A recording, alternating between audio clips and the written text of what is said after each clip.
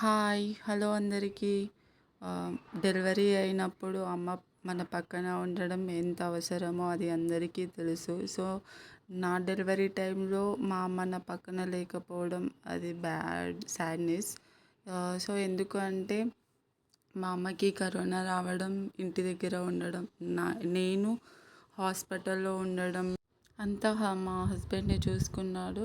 నేను బేబీకి పాలు ఇవ్వకపోవడం వల్ల నాకు ఫీవర్ కూడా వచ్చేసింది. అమ్మ నాకు ఇలా ఫీవర్ వచ్చిందని కాల్ చేసి కనుక్కుంటే, నువ్వు ఆ పాలు ఇస్తేనే ఫీవర్ తగ్గుతుందని చెప్పింది. ఇక అప్పటి నుండి నేను పాలు పట్టించడం స్టార్ట్ చేశా.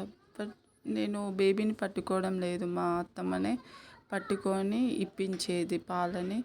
ఆ తర్వాత 5 డేస్ వరకు నేను బెడ్ మీదనే ఉన్నా, బెడ్ నుంచి లేవలేదు. ఎందుకంటే నాకు ఫీవర్ రావడం వల్ల నేను వాష్రూమ్కి 5th డే నాడు వెళ్తా అని లేచేసరికి మొత్తం కళ్ళు తిరిగినాయి, చెవులలో నుండి మొత్తం సౌండ్స్ వచ్చినాయి.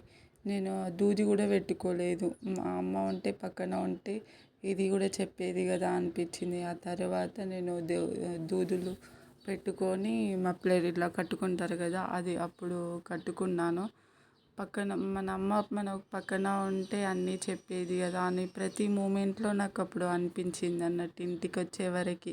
ఫస్ట్ మనం బెడ్ దిగి నడుస్తుంటే నాకు ఫస్ట్ ఫీలింగ్ ఎట్లా అనిపించింది అని అంటే, అమ్మో నాకు నెక్స్ట్ టైం సెకండ్ ప్రెగ్నెన్సీ వద్దు అని అనిపించింది తెలుసా. ఎందుకంటే నడవడం అంత కష్టమయ్యింది.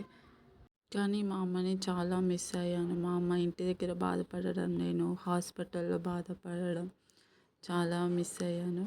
సో ఏంటి అని అంటే, మీరు మీ ప్రెగ్నెన్సీ టైంలో కరోనాలో ఎలాంటి ప్రాబ్లమ్స్ ఫేస్ చేశారో నాకు మెసేజ్ చేయండి. అండ్ ఇంకో ట్విస్ట్ ఉంది, అది నెక్స్ట్ వీడియోలో చెప్తాను. Please follow more.